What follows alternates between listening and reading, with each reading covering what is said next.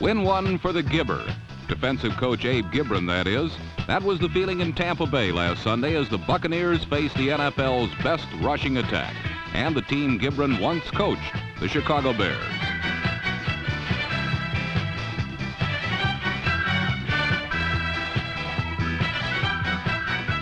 The Bucs made Walter Payton pay for every yard and held the NFC's top-ranked offense to just 10 points.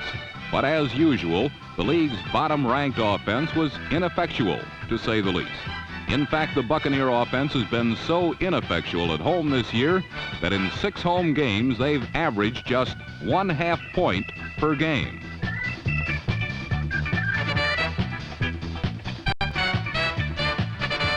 Number 45, Gary Fensick, the second-year safety from Yale, set up the game's first points, a field goal in the fourth quarter.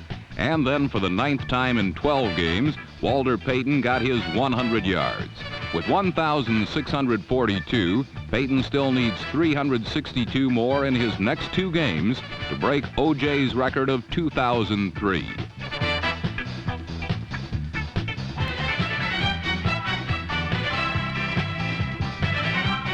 The game's only touchdown was scored by the NFC's leading scorer, Walter Payton, and it was more than enough to deal the Bucs their 26th straight loss, 10-0.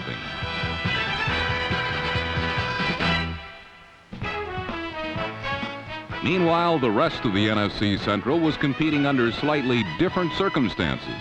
In Green Bay, they have a heated field, which means that the Lions and the Packers were playing on an old-fashioned surface called mud. But the overall effect was about the same as in Tampa Bay. Not much offense and not much scoring.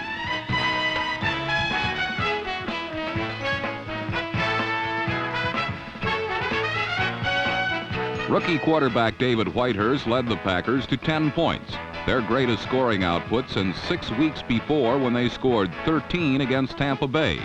It almost wasn't enough, because in the fourth quarter, a blocked punt set up Detroit for a well-blocked sweep by Leonard Thompson, number 39.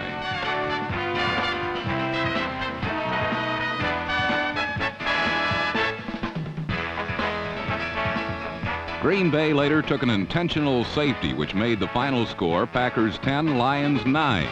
That may not seem very significant to most fans around the country, but in Green Bay it meant the end of a 5-game losing streak, the longest since 1959, Vince Lombardi's first year as Packer coach.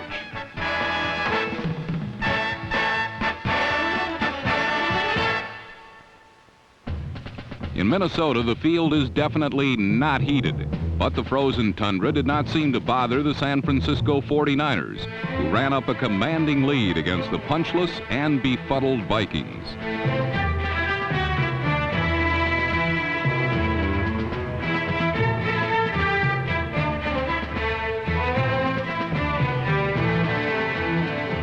Number 30 is rookie running back Dave Williams from Colorado, and his 80-yard return of a Fred Cox squib kick helped San Francisco to a third-quarter lead, which at the time seemed insurmountable.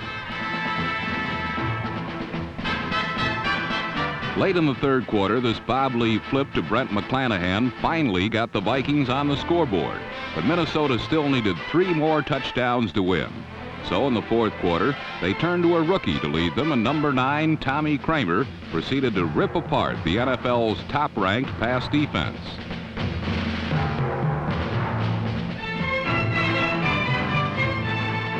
Kramer completed 9 of 13 passes for 188 yards and 3 touchdowns, the last coming with just 1 minute 38 seconds remaining, and everyone in the park looking for a pass.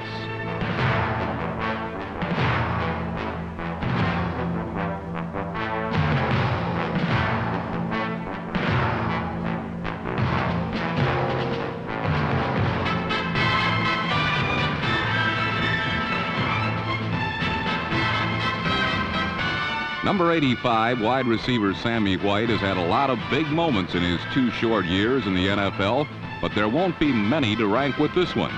The Never Say Die Vikings won 28-27 and thereby retained their slim 1-game lead over the second-place Chicago Bears in the NFC Central Division.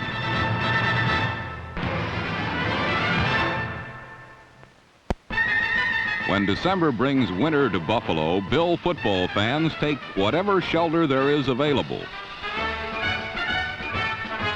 Unfortunately, the football team has no place to hide. Without O.J. Simpson, all the antifreeze in the Northeast won't make Buffalo's sputtering offensive machine go. Last week against Washington, the Bills couldn't score a point. The second time this season they've been shut out.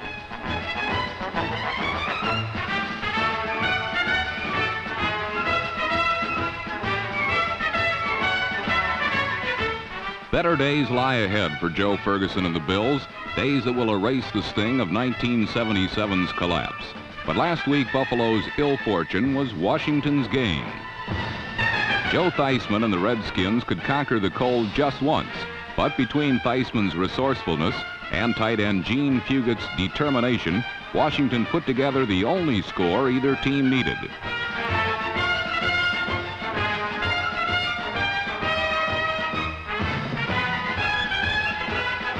Washington later added a field goal as George Allen's geriatrics kept their slim playoff hopes alive with a 10-0 victory.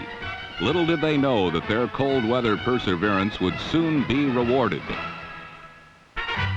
For in upstate New Jersey, St. Louis arrived in Giant Stadium still feeling the effects of their Thanksgiving Day massacre.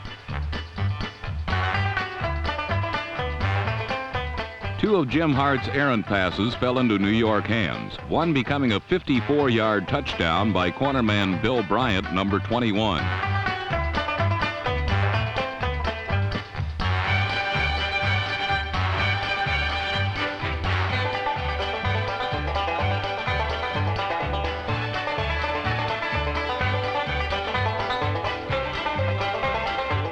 On Thanksgiving Day, Miami had rolled up big yardage against an injury-riddled St. Louis secondary. 10 days later, the Cardinals still hadn't patched up the holes.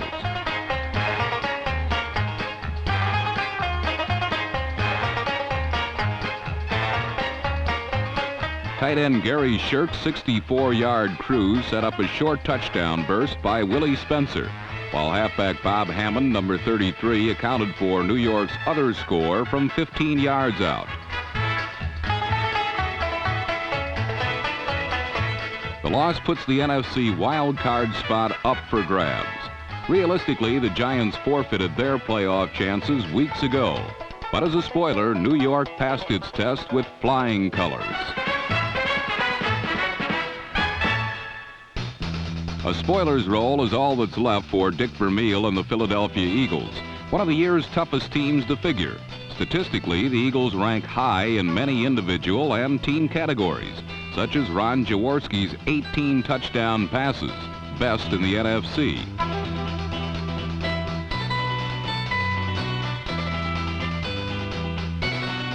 Defensively, only Dallas in the NFC has sacked more quarterbacks, and the Eagles' improved rush has led to 14 interceptions, 5 more than they collected in all of 1976.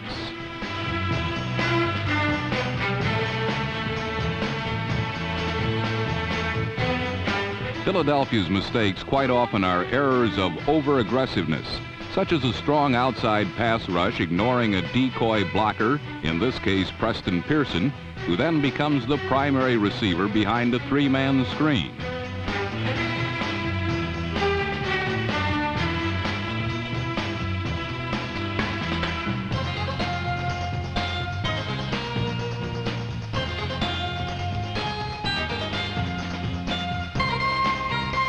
A reckless defensive charge sees only one objective, thus giving a setback an outlet to make an old-fashioned shovel pass work like a charm.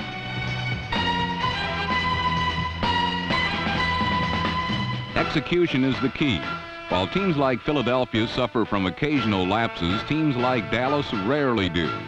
Still, there's no substitute for quality personnel. A team like Dallas can afford an occasional miscue.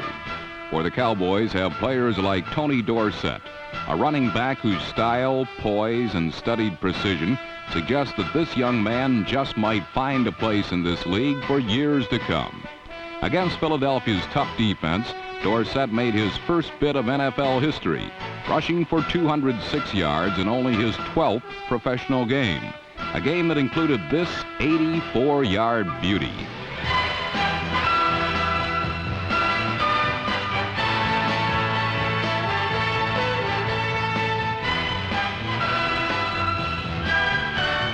Tony Dorsett has arrived, joining Roger Staubach in that tough Cowboy defense as Dallas heads for Super Bowl 12.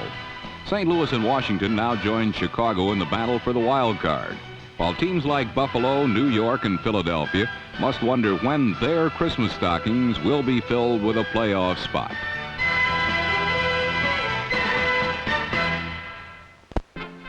For Denver, the time had finally come. The wait had been 18 years for some Bronco fans, but in only his first season as head coach, Bob "Red" Miller has guided the Orange Crush to the long-coveted AFC Western Division title. That crown, which for so long rested easy on the head of the Oakland Raiders, changed hands last week in Houston's Astrodome. Two 13-yard strikes from Craig Morton to Riley Odoms and number 80 Rick Upchurch gave the Broncos a 14-7 lead they'd not relinquish.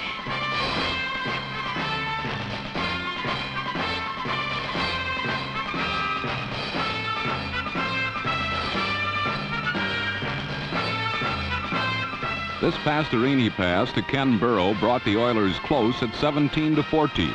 But Denver was a team with a purpose. They weren't about to let their trip down the glory road run into any detours. Craig Morton, suffering from a slightly strained shoulder, directed the final Bronco scoring drive.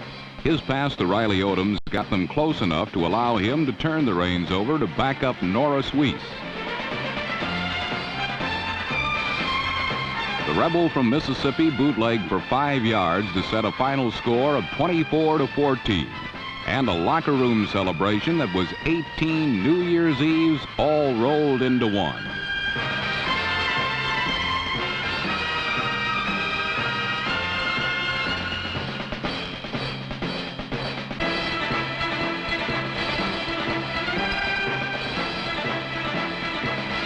Said Denver coach Red Miller, "When I took over this job, my main objective was to win the respect of the other teams in the league. Now I'm ready to talk about the playoffs." And whatever Red talks about in regard to the playoffs, the other teams in the league can just nod their heads and say, "Yes, sir, I believe you're right. 11-1 is the best record in the whole NFL."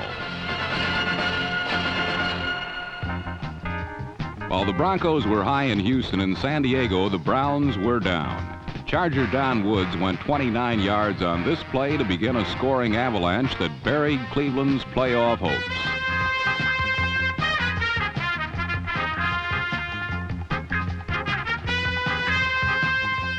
A 67-yard hookup from Dan Fouts to wide receiver Larry Dorsey was part of the reason that Browns head coach Forrest Gregg blasted his team's play after the game. But it probably didn't matter because the Browns left the field shell-shocked by the 37-14 final anyway.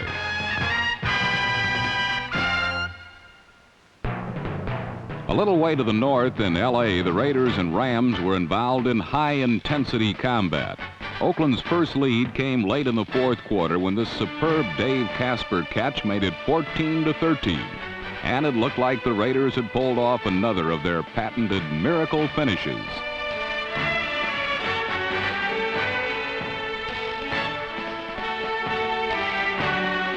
But it wasn't as easy as it looked, because all afternoon the Los Angeles Deepbacks had kept Ken Stabler, Fred Biletnikoff, and number 21 Cliff Branch away from their end zone.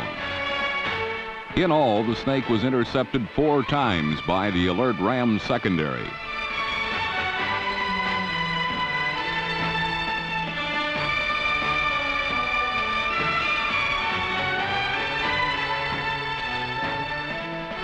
Los Angeles cornerback Monty Jackson, number 28, stopped 2 Raiders scoring drives himself. But it still took a Rams offensive miracle with only 2:10 remaining to bring home the division crown.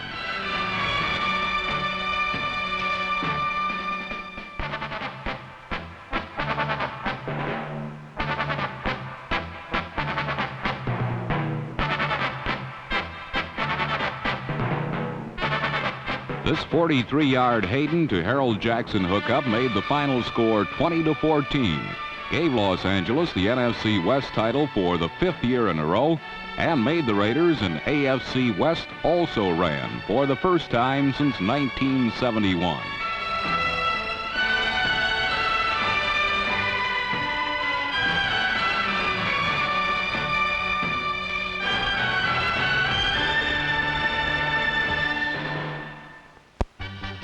Last week, the honor of playing in the NFL's 5,000th game fell to the Kansas City Chiefs and the Cincinnati Bengals. The scene was fog-shrouded Arrowhead Stadium, an appropriate setting for conjuring up the ghosts of NFL past. Unfortunately, Kansas City's performance was something less than classic.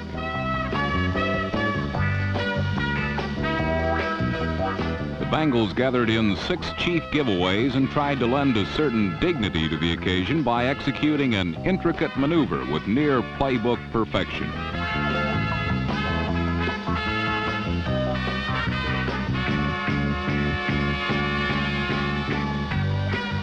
Stumpy Tony Davis, number 25, doesn't know that he's too slow to return punts in the NFL. Davis gets so excited after every 70-yard run back that nobody has the heart to tell him.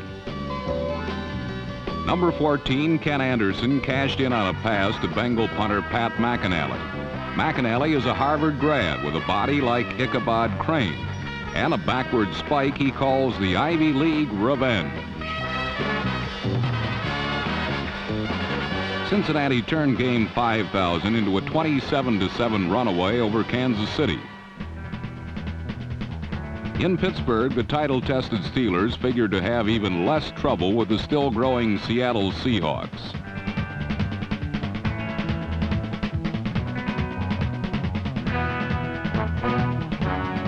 You know how it is when you're big and bad and can catch footballs with one hand tied behind your back.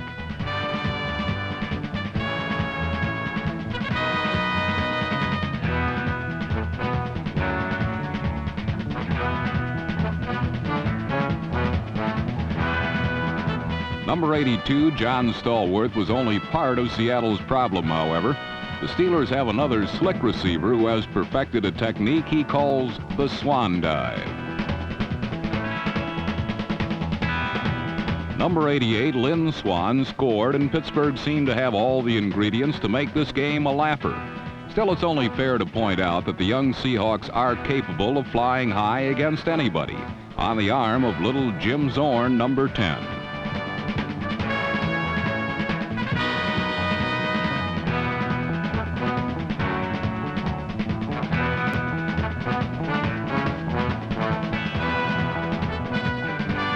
Zorn fired a 61-yard tracer to number 84, Sam McCullum. And for a few moments, the upstart Seahawks entertained notions of the season's biggest upset.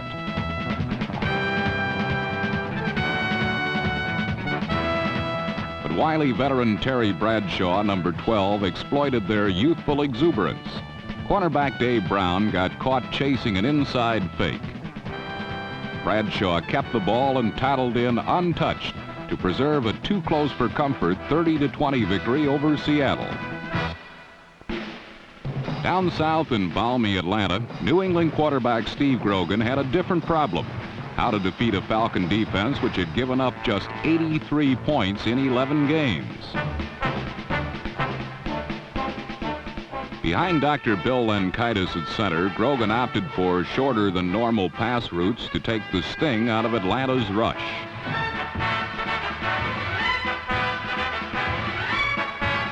The Falcons gave up ground grudgingly, but New England eked out 3 field goals and a touchdown on this hard slant pass to Quicksilver's Stanley Morgan, number 86.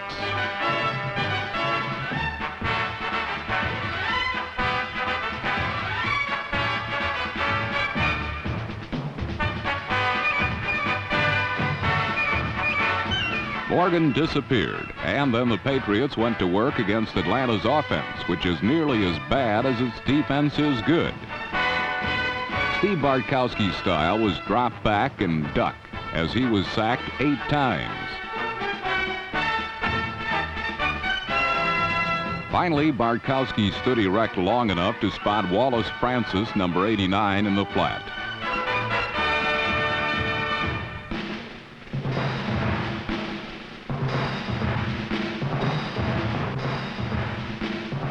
While Francis put some pizzazz in the act, for the rest of the day, Atlanta's offense consisted of a wing and a prayer.